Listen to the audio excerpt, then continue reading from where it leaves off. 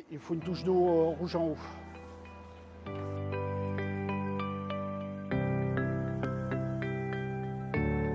suis Romuald Alarcon, je suis au Leclerc de Biscarrosse et ça fait 23 ans que j'exerce ici. On va faire toute la structure. Une fois que la structure sera faite, on mettra tout ce qui est feuilles papier pour protéger les crustacés, les filets.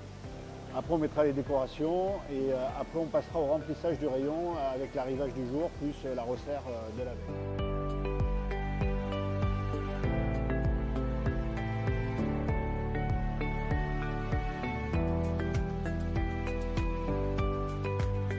On travaille la glace, on fait des alvéoles, on monte bien en glace sur les côtés pour que les produits restent au froid.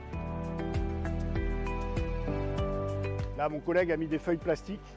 On va y mettre des crustacés. Tout ce qui est cuit et filé ne peut pas être à même la glace. Bon, sur la partie livraison de marchandises, donc là c'est livraison de chez Méric. C'est achat direct en criée Méric et qui me livre directement dans les bacs de criée. Donc il y a un assortiment de petits poissons, il y a de beaux poissons. Voilà. C'est marchandises, petits bateaux, côtiers, haut de gamme. On va essayer de jouer avec les couleurs pour faire ressortir les poissons. On part d'un foncé, un clair, un foncé, un clair, ainsi de suite pour faire ressortir les couleurs. Donc un gris, ça sera le foncé. Tout ce qui sera poisson de couleur marron, clair, comme le merlan ou les poissons comme les grondins, les rougets, seront des poissons de couleur. Donc on va les intervertir avec tout ce qui est poisson gris. Au niveau des poissons, on s'organise pour essayer de mettre les grosses pièces en haut pour que visuellement on les voit bien. Si on les avait mis au niveau des autres poissons, elles auraient été perdues dans la masse et on ne les verrait pas. Et comme c'est des pièces d'exception, on essaye de les mettre en avant. Après, au niveau des poissons, on garde pour chaque poisson les étiquettes sanitaires pour la traçabilité, pour être sûr que tout à l'heure, on ait les bonnes traçabilités pour le poisson. Là, on a fini de monter le banc.